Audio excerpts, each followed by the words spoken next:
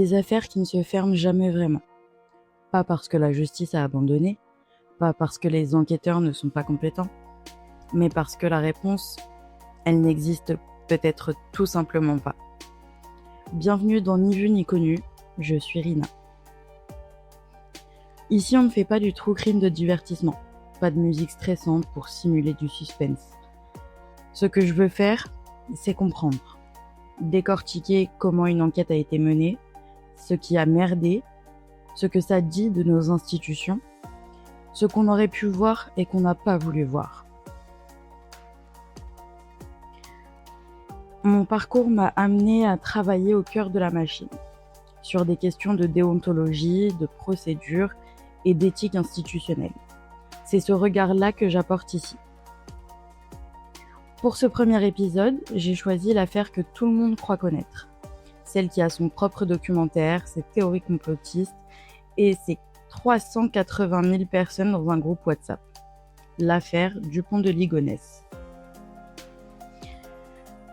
Mais ce que tu vas entendre aujourd'hui, c'est pas ce qu'on t'a déjà raconté 1000 fois.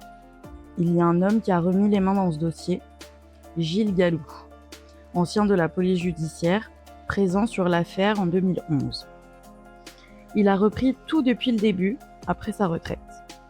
Et ce qu'il a trouvé change pas mal de choses. Allez, on y va. La famille Dupont de Ligonnès n'a pas donné signe de vie depuis plusieurs jours. Une équipe de policiers se rend donc sur place pour vérifier que tout va bien. En observant le jardin, une policière remarque que la gamelle des chiens est bizarrement positionnée, coincée entre un matelas et le sol. Elle soulève le matelas, et là, du ciment frais. Les policiers commencent à creuser. Et sous la terrasse du 55 boulevard Robert Schuman, enveloppés dans des sacs de jute et recouverts de chaux, les corps de 5 membres de la famille. Agnès, 48 ans, Arthur, 20 ans, Thomas, 18 ans, Anne, 16 ans et Benoît, 13 ans. Les 2 chiens de la famille sont là aussi enterrés avec eux. Le père, il n'est nulle part. Xavier Dupont de Ligonnès a disparu. On est en 2026 et ça fait 15 ans. Plus de 1750 signalements, des recherches dans 190 pays, Glasgow en 2019, la Thaïlande en 2025. À chaque fois, rien. Dans cet épisode, je vais te raconter qui était vraiment cet homme, d'où il venait, la nuit des crimes et la fuite. Mais la vraie question que je vais porter tout au long de cet épisode, c'est pas où est-il, c'est comment a-t-on pu ne pas voir. Pour comprendre ce qui s'est passé, il faut remonter bien plus loin. Cette affaire, c'est pas l'histoire d'un père qui a pété un câble un soir. C'est l'histoire d'un homme écrasé par le poids d'un nom depuis sa naissance. La famille Dupont de Ligonnès, ses origines remontent à 1507. Issue du Vivarais, elle est reconnue sous Louis XIV. Un château en Lozère, un évêque de Rodez, un ancêtre marié à la sœur du poète de Lamartine. C'est pas une noblesse de façade, c'est une lignée documentée avec tout le poids que ça représente. Xavier naît le 9 janvier 1961 à Versailles. Son père quitte la maison quand il a une dizaine d'années. Il grandit avec sa mère Geneviève et ses 2 sœurs. Sa mère, Geneviève, retient bien ce prénom. Ce que Gallou révèle sur l'enfance de Xavier, et moi quand j'ai lu ça, j'ai relu 2 fois, c'est qu'il n'a pas grandi seulement dans une famille catholique pratiquante, il a grandi dans une atmosphère apocalyptique. Sa mère lui enseigne que la fin du monde va arriver et que lui, Xavier, aura une place de choix dans le monde d'après. Le futur roi du nouveau monde. Rien que ça. Gallou le formule comme ça. Xavier vivait comme Louis XIV. Ce type se dit quand la fin du monde arrive, c'est moi qui serai le roi. Donc tranquille. Il n'a pas besoin de construire, il n'a pas besoin de rendre des comptes. La fin du monde est censée arriver en 1995. Il y a un grand rassemblement de l'association Philadelphie, fondée par sa mère. Ils attendent vraiment longtemps. Et rien. la fin du monde n'arrive pas. Galou identifie ce moment précis comme la première grande désillusion de Xavier. À 34 ans, il réalise qu'il n'est pas l'élu, que tout ce sur quoi il a construit son identité était en fait une fiction, et qu'il va falloir vivre dans une réalité ordinaire qu'on lui a appris à mépriser. Et ce vide-là, on ne le comble pas facilement. En 1990, Xavier part 18 mois aux États-Unis avec un ami. La route 66, la Californie, San Francisco, enfin bref, l'Amérique, ça le tient. Ensuite, il rencontre Agnès. Ils se marient, ont 4 enfants, une maison à Nantes et 2 labradors, Iago et So. De l'extérieur, la famille parfaite. Mais derrière, tout s'effondre depuis des années. Geneviève, la mère de Xavier. C'est l'angle que les médias n'ont jamais vraiment développé. Et c'est, selon moi, l'une des clés les plus importantes de cette affaire. Les faits documentés publiquement. Geneviève Maître a fondé dans les années 1960 un groupe de prière qu'elle appelle Philadelphie ou parfois Le Jardin. Ce groupe est implanté entre Versailles et la Bretagne et il est fondé sur une lecture très particulière de l'Apocalypse. Et je dois être clair, le terme secte a bien été contesté en justice. Ce mouvement n'a jamais été officiellement reconnu comme tel par les tribunaux français, donc je ne l'appellerai pas ainsi. Sur le contenu du groupe, je m'appuie sur des sources publiées et vérifiables, notamment Conspiracy Watch, qui rapporte qu'un fascicule de 19 pages aurait été diffusé aux membres. Vous trouverez le lien en description. Ce que je veux pointer, c'est la conséquence institutionnelle de tout ça. Cet environnement d'enfance a été mentionné dans les médias, mais jamais intégré dans l'analyse et jamais articulé avec le reste du dossier. Et c'est bien dommage. Un homme élevé dans l'idée qu'il est au-dessus des règles ordinaires, c'est pas simplement un détail biographique, c'est une information comportementale de premier ordre. Sur le plan judiciaire, et uniquement ce qui est établi, en novembre 2019, le parquet de Metz ouvre une enquête préliminaire pour abus de faiblesse, qui vise des membres du groupe, dont Geneviève Maître et Christine de Ligonnès. Puis il se dessaisit ensuite au profit du parquet de Versailles. Cette enquête a été classée sans suite le 3 janvier 2023 pour infraction insuffisamment caractérisée. Geneviève Maître et Christine de Ligonnès sont donc présumées innocentes. Et je le dis clairement, la procédure est aujourd'hui close. Xavier se présente comme chef d'entreprise. Il déclare au fisc 4 000 € par an. 4 000 € pour faire vivre 6 personnes et 2 chiens, louer une maison à Nantes, payer des établissements privés et surtout maintenir les apparences d'une famille aisée. C'est mathématiquement impossible. Et pendant des années, aucune institution ne tire la sonnette d'alarme. Alors, comment il survivait ? C'est une très bonne question. Galou nous apporte une réponse qu'on entend très rarement. Xavier était un excellent commercial et il gagnait très bien sa vie en travaillant pour quelqu'un d'autre. Mais un jour, il en a eu marre et là, il se révèle être un très mauvais patron. Il oublie l'URSSAF, les charges et il se retrouve vite dans le rouge. Alors pour survivre, il devient un client mystère. Il est payé pour visiter des hôtels, des restaurants, des spas, sous de fausses identités comme Xavier Laurent, Xavier Charal et d'autres encore. Ces entreprises, la CELREF, la route des commerciaux, la carte cristal, génèrent 0 revenu. Mais c'est une raison légitime de s'absenter. Donc il part le dimanche soir et rentre le vendredi. Il dit même à ses enfants qu'il va aux États-Unis. Et encore aujourd'hui, on ne sait toujours pas où il allait vraiment. Ce dispositif, c'est pas la panique d'un homme qui se noie. C'est une architecture qui s'est construite sur des années. Il a la même logique depuis l'enfance, dire une chose à l'un et une autre à l'autre. Et surtout de maîtriser ce que chaque personne sait de lui.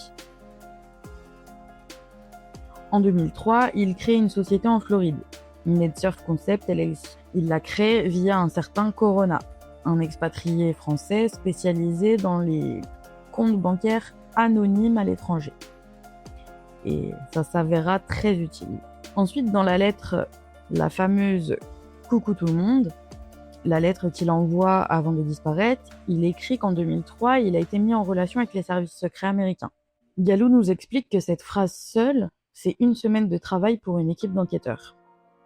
Parce que 2003, c'est l'année où toute la famille part vivre en Floride, pendant 3 mois, où ils déposent une fortune. Et puis, ils reviennent en France. Qu'est-ce qui s'est passé là-bas ? Personne n'a vraiment creusé. Le frère d'Agnès, Guillaume Petit, pose une question que Galou reprend. Est-ce qu'on assassine toute sa famille pour une dette de 30 000 €? Même 500 000 ne le justifie pas. La dette, c'est peut-être pas le vrai mobile, ou en tout cas pas le seul. Avant les crimes, les signaux d'alarme, parce qu'il y en avait, noir sur blanc. L'été 2010, Xavier envoie un email à 2 amis. Il dit qu'il n'a que 2 solutions, se suicider avec sa voiture ou mettre le feu à la maison quand tout le monde dort. Il y joint également un fichier nommé disposition.doc. Peut-être un testament, qui sait. Ces emails ont été reçus et lus. Personne n'a appelé la police. Personne n'a alerté qui que ce soit. Dans un système qui fonctionne, qu'est-ce qui aurait dû se passer ? Quel mécanisme aurait pu intercepter ça ? Malheureusement, on ne le sait toujours pas. La suite est mécanique, je dirais même chirurgicale.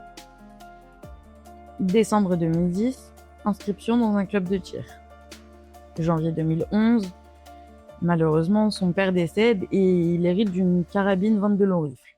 Mars 2011, il obtient une licence de tir et s'entraîne jusqu'à 4 fois par semaine. Le 12 mars, il achète un silencieux malgré les conseils contraires de son moniteur. Puis début avril, il fait plusieurs achats. Du ciment, une bêche, une houe et de la chaux. Tout ça acheté séparément dans des magasins différents. Tout est là, étalé sur plusieurs mois, mais personne n'a relié les points. Puis le 8 avril, il rédige les lettres. 2 versions, 2 destinations. Aux proches, il dit « on part aux États-Unis » et aux établissements scolaires, il dit « on part en Australie ». C'est clairement du cloisonnement jusqu'au bout. Le 9 avril, il poste les lettres et le 10, il quitte Nantes. Ce que Galou révèle sur la maison, et ça m'a frappé professionnellement, c'est que quand les policiers entrent, la maison a été arrangée. Les draps sont enlevés des lits. C'est des détails bien pensés. Et il ne laisse pas une scène de crime, il laisse une scène de départ. Et Galou est formel à ce sujet. La maison telle qu'il l'a laissée, c'est du calcul. C'est une mise en scène très rare pour un crime. Le 5 avril, Xavier emmène Thomas au restaurant, un gastronomique d'Avrier. Et malheureusement, les serveurs s'en souviennent encore. Le père et le fils ne se parlaient quasiment pas. Et Thomas se sentait très mal en fin de soirée. Xavier savait déjà ce qui allait se passer. Et il a emmené son fils dîner. Selon la thèse des enquêteurs, Agnès et 3 de ses enfants sont tués dans la nuit du 3 au 4. Thomas, lui, aurait été tué dans la nuit du 5 au 6 avril. Ils ont été drogués au somnifère et abattus pendant leur sommeil. Puis, il les a enveloppés dans des sacs de jute et recouverts de chaux. Il savait donc ce qu'il faisait. Puis le 10 avril, il quitte Nantes en Citroën C5. Les caméras de surveillance le suivent jusqu'à Avignon. À l'auberge de Cassagne, il dîne seul en costume cravate. Et après, la piste devient très difficile à suivre.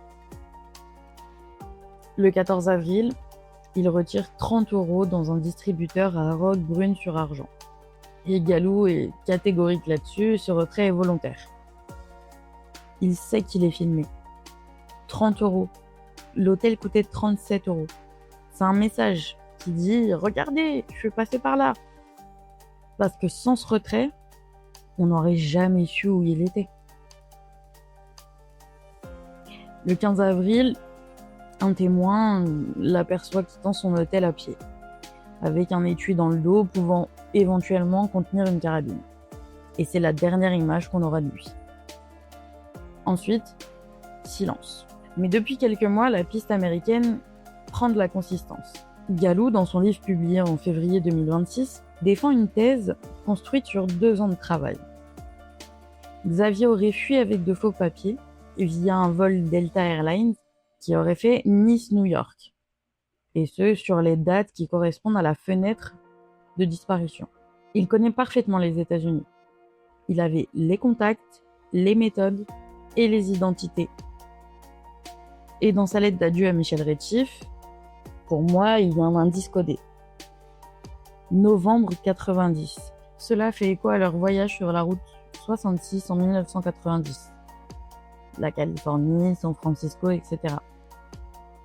Michel Retief, son ami le plus proche, le 14 avril, le jour du retrait du Roquebrune, il se trouvait à moins de 10 km. Coïncidence ? Je ne pense pas. Retief s'est suicidé en mars 2018, en emmenant avec lui peut-être des réponses que personne ne possède. En mars 2026, le shérif du comté de Brewster au Texas publie un appel à témoins. Xavier aurait été aperçu en 2020 dans la région. Le comté de Brewster est immense, très peu peuplé, coincé entre Big Bend et la frontière mexicaine. C'est vraiment l'endroit parfait pour disparaître pendant des années. Je suis d'accord avec Galou sur la thèse du suicide. Tant qu'on n'a pas retrouvé de corps, il est censé être vivant. Et puis s'il s'était vraiment suicidé, on aurait au moins retrouvé la carabine, même rouillée. Mais là, on n'a rien. Xavier Dupont de Ligonnès aurait aujourd'hui 65 ans.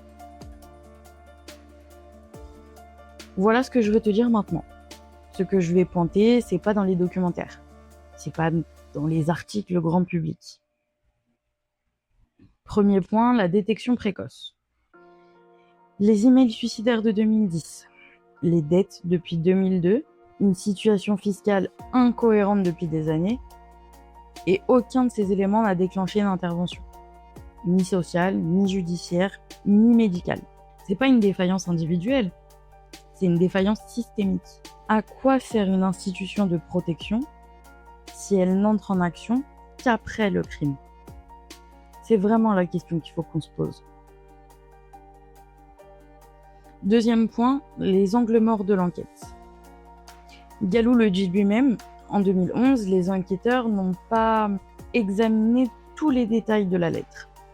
La Floride en 2003, le mystère Corona, les destinations différentes selon les destinataires. Ce n'est pas une critique de personne, c'est une critique de méthode. La pression de montrer des résultats, ça ferme des angles qui méritent d'être explorés. Troisième point, la mise en scène comme langage. Parce que Xavier communiquait tout le temps.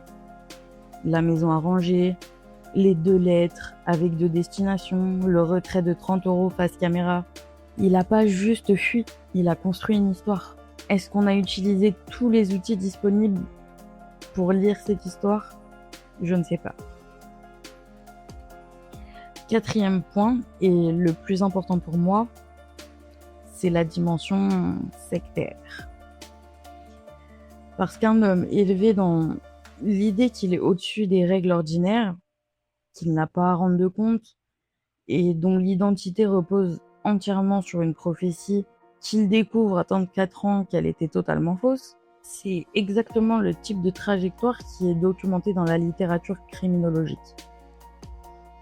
C'est pas une excuse, mais c'est un facteur de risque qui aurait pu, dans un système mieux calibré, déclencher l'intervention de différents services. Cette affaire, c'est pas juste un mystère, c'est un miroir.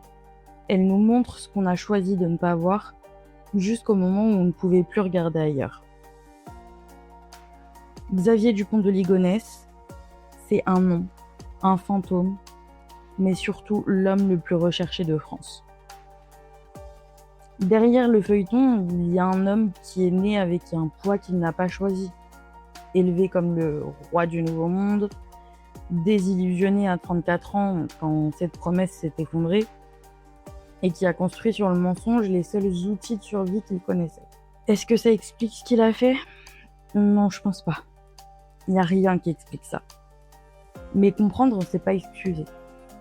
C'est le seul travail qui peut un jour éviter que ça se reproduise. Est-ce qu'il est aux États-Unis ? Est-ce qu'il est mort depuis 15 ans ?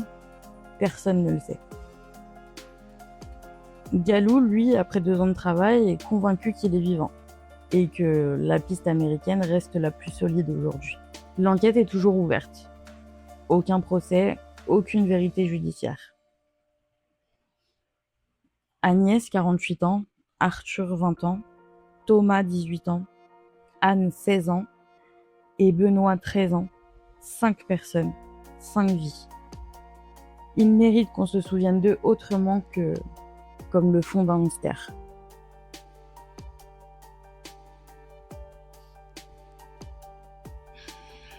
L'article complet, les sources et la chronologie sont sur le blog. Le lien est en description. Et si cet épisode t'a apporté quelque chose, partage-le. Le prochain épisode, c'est une question qui me hante depuis le début de ce projet.